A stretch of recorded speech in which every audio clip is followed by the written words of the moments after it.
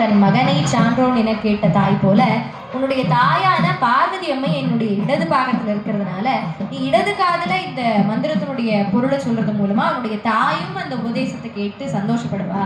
அதனால சிவனார் மனம் குளிர உபதேசம் இரு செவி மீதிலும் பகர்சை குருநாதா அப்படின்னு தொடங்குறார் இந்த மந்திரத்துல. சிவனார் மனம் குளிர உபதேச மந்திரமிரு செவி மீதிலும்